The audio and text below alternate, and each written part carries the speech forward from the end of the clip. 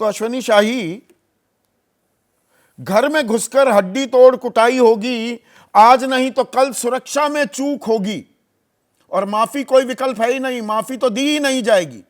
ये खुल्लम खुल्ला जान से मारने की धमकी नहीं दी जा रही क्या? मैं गलत तो नहीं सुन रहा हूं या समझ रहा हूं इन शब्दों को? नहीं, आप एकदम समझ रहे हैं। सर्वप्रथम राणा सांगा जी की जयंती पर उनको हार्दिक बधाई, आपको हार्दिक बधाई, पूरे देशवासियों को हार्दिक बधाई देते हुए मैं कहना चाहूंगा कि जो अपने पूर्वजों का सम्मान नहीं करता है वो प्रगति नहीं करता है। बहुत स्पष्ट सी बात है। हमारे पूर्वज को कोई गाली दे जाए, आपके पूर्वज को कोई गाली दे जाए, तो भाई प्रतिक्रिया तो होगी ही होगी।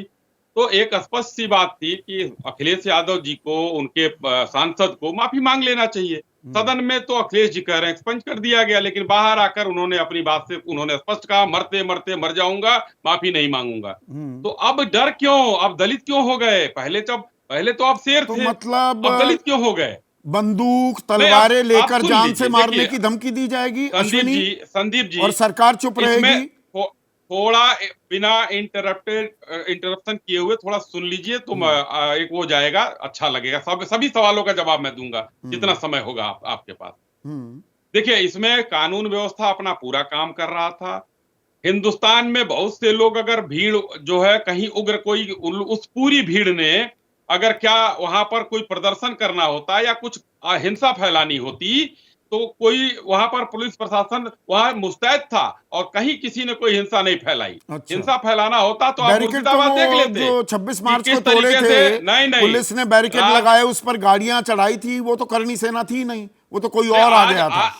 आज की बात पर आप चर्चा करिए, आप मैं पीछे दोनों करेंगे बात तो जोड़ मैं रहा कहता हूं हूं, भाई। आपने कहा तलवार लेकर निकलना। मैं कहता हूं कि तलवार लेकर मुहर्रम में क्यों नहीं रोकते हैं आप कि तलवार लेकर ना निकले सड़क पर? तो उन पर लीजिए ना, कल जो कार्रवाई है, कीजिए ना। आपने कहा नहीं, आपने कहा, सुनिए, आपने कहा कि जुम्मा की नमाज पढ़कर निकले हिंसा के शांति दूत और मुर्शिदाबाद में घर जला दिया, गाड़ियां जला दी। शांति क्या पाठ किया कर भाई? रहे थे वहां पर?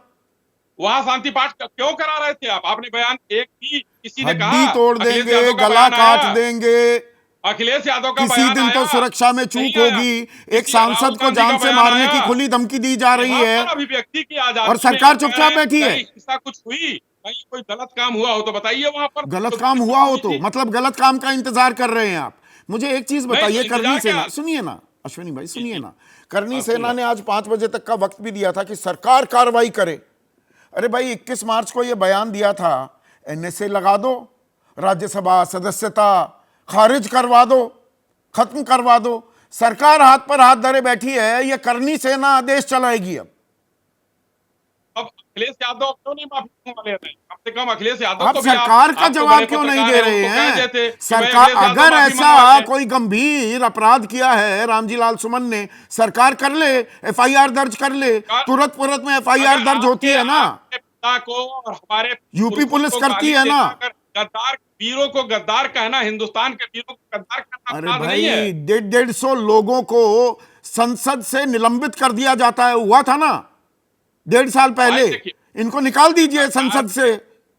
देखिए, सरकार करना है सरकार, लेकिन जो उनके परिवार के लोग हैं, उनके आगे पीछे ऐसा नहीं है कि राणा सांगा आज जो है असहाय हैं, राणा सांगा के पुरखे हैं। तो अगर उन्होंने शांतिपूर्वक अगर कोई बयान दे दिया, ये शांतिपूर्वक है, इसे आप शांति कह रहे हैं? और क्या इसे आप, और आपके सांसद हैं, केंद्रीय मंत्री भी हैं एसपी बघेल, वैसे बहुत संजीदा व्यक्ति हैं, वो ये कह रहे हैं कि मैं आगरा का सांसद होने के नाते इनका स्वागत करता हूं और ऐसी जयंतियों से जागृति आती है, सोच बदलती है। क्या सोच कर रहे हैं आप पैदा? युवाओं के लिए, आने वाली पीढ़ियों के लिए क्या सोच आप पैदा कर रहे हैं? ये सड़क पर क्या दिखा रहे हैं आप? अपने वीरों को याद करना, मंच से उनको याद करना, मंच से उनकी जय जयकार करना, अपने उस पुरानी चीजों को याद दिलाना अपने आगे आने वाले वंशजों को कि हमारे पुरखे कितने वीर थे। 80 घाव लगे तन पे, फिर भी मन में कोई भाव नहीं था। ये तो सबको पता है ना। 80 घाव के साथ एक हाथ नहीं, एक आंख नहीं, कौन है ये करनी सेना? जीता। ये कभी बीजेपी में जाते हैं, कभी कांग्रेस। करनी सेना सिखाएगी, अब इतिहास का पाठ करनी सेना पढ़ाएगी हमें। रामजी लाल सुमन, तो रामजी लाल सुमन को माफी मांगनी चाहिए। मैं कहना चाहता हूं उस वीर के, रामजी लाल सुमन की तो मतलब मैं कहता हूं ना कि इनकी तो औकात नहीं होगी कि महलों की तरफ देख ले, वहां खड़े हो जाए तो राजस्थान जा नहीं सकते हैं ये। लेकिन ये माफी क्यों नहीं मांग रहे हैं? ये अखिलेश यादव की चाल है। अखिलेश यादव अच्छा, को बताना चाहिए। जैसे वो ज्ञानदेव जी। आहूजा वो कह रहा है बिल्कुल माफी मांगूंगा ही नहीं, गंगा जल छिड़कता है। अगर कोई दलित जाकर राम मंदिर में पूजा पाठ करता है और वो नेता प्रतिपक्ष भी हैं राजस्थान के, और वहां भी कोई कार्रवाई नहीं, बस जी निलंबन कर दिया, बात खत्म। देखिए अब आप दलित और उस पर मत ले जाइए। अच्छा, ना जब ले इन्होंने जाऊं। कहा तो इन्होंने सोचा कि हम दलित हैं। जब इनके ऊपर प्रेशर पड़ा है चारों तरफ से, तब इनको दलित याद आया है, तब दलित की राजनीति शुरू हो गई। ऐसा नहीं है। इनको कहिए ना, आप ही कहिए कि माफी मांग ले। क्यों तलवारों की जरूरत पड़ेगी? मुहर्रम में उदयवीर तलवार सिंह, भी रुकवाइए। ये आपको सिर्फ दिक्कत माफी है मांगकर तलवारों बात, से। एक मिनट रुकिए ना, आप ही का सवाल पूछ रहा हूं अश्विनी भाई। उदयवीर सिंह, माफी मांगकर बात खत्म हो सकती थी, इसको पेचीदा आपने बना दिया राजनीतिक फायदे के लिए क्या? संदीप जी, भारतीय जनता पार्टी पूरी पॉलिटिक्स को घुमा फिरा के हिंदू मुस्लिम करना चाहती है। इसके लिए पूरी पार्टी पूरे विपक्ष पे ध्यान रखते हैं कि कहीं कोई विषय आ जाए तो उसको पकड़ के मुद्दा बना दिया जाए। सवाल माफ़ी का नहीं है, सवाल भाजपा का मुद्दा बनाने का है, और भाजपा पीछे हट गई, दूसरे संगठनों को आगे कर दिया। अगर विषय राणा सांगा का होता तो अखिलेश यादव जी ने तो दूसरे दिन ही अपने ऑफिशियल अकाउंट से स्पष्ट तौर पे कह दिया था कि उनकी देशभक्ति को लेकर और उनकी वीरता को लेकर हमारा कोई सवाल नहीं है। राज्यसभा के अंदर जो उन्होंने बोला वो शब्द एक्सपंज करके हटा दिया गया। उसके बाद ये भी कहा गया ना, और माफी मांगने की ऐतिहासिक तथ्य बताया रामजी लाल सुमन ने, उन्होंने क्या गलती कर दी, साथ में ये भी जोड़ दिया ना।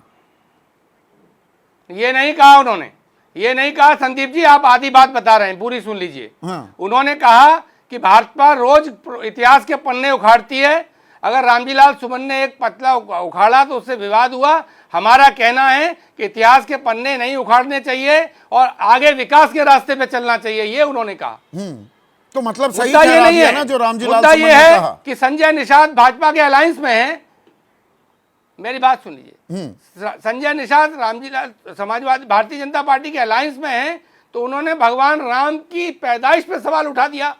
कोई मुद्दा नहीं उठा, कोई करनी सेना नहीं आई। राणा सांगा वीर पुरुष हैं, इतिहास पुरुष हैं, लेकिन भगवान नहीं है। भगवान तो श्री राम ही हैं, और क्षत्रिय समाज उनको अपने को वंशज मानता है, भगवान राम का है। कोई सवाल नहीं उठा। रूपाला ने सवाल उठा दिया तो उसका विरोध हुआ, उसके घर पे बुलडोजर लेके तो नहीं गए। और ये एसपी बघेल जब समाजवादी पार्टी में थे तो सारे क्षत्रिय समाज और सारे करणी सेना इनके पीछे रहती थी, इनके खिलाफ लड़ती रहती थी। विषय ये है कि आप कह रहे थे अभी कि ये दलित बन गए हैं। दलित बन नहीं गए हैं, वो दलित थे, आपको लगा था उनका समाज संगठित नहीं है, प्रभुत्ववादी नहीं है, इसलिए आप घर पे बुलडोजर लेके गए थे। राजनीति में तमाम लोग स्लिप ऑफ टंग हो जाने से अपनी समझ के हिसाब से बयान देते हैं, जिन पे विवाद होता है, विरोध होता है, पर आप मुकदमे लिखे जाते हैं, राजनीतिक दल अपनी सफाई सुलह देते हैं। पहले अबू आजमी, अब रामजी लाल सुमन, आप दरअसल राजनीति कर रहे हैं क्या? आप इसे राजपूत बनाम दलित, और मैंने वो आंकड़ा बताया 87% राजपूतों ने बीजेपी को वोट दिया 2022 में, आपको सिर्फ 7% मिले। आपको राजपूतों की वोट की जरूरत नहीं, जैसे बीजेपी को मुसलमान की नहीं। ये खेल होने लगा है क्या? आप अपनी लामबंदी कर रहे हैं पीडीए वोट बैंक की, ये स्टैंड लेकर।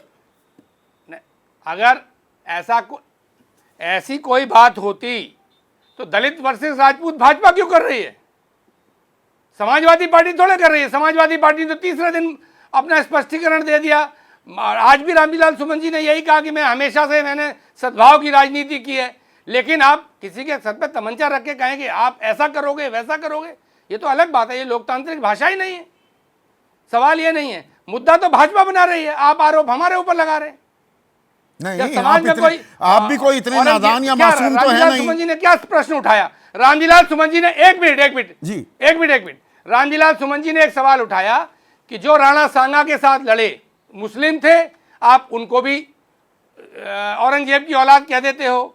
जो राणा सांगा के खिलाफ लड़े हिंदू थे, उन्हें भी आप देशभक्त कहते हो। ऐसा नहीं है ना। इतिहास में तो जो देश के लिए लड़े वो वीर बहादुर देशभक्त, जो देश के खिलाफ लड़े, जिसे आप मानते हो। आजाद भारत से पहले की बात हो रही है, मैं उस समय की भी बात कर रहा हूं। एक ही सेना में राणा सांगा के साथ जो सेनापति लड़ रहा है, आप उसको औरंगजेब की औलाद कहेंगे?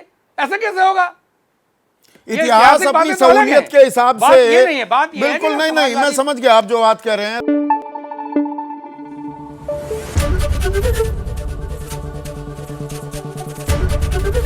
एबीपी न्यूज आपको रखे आगे।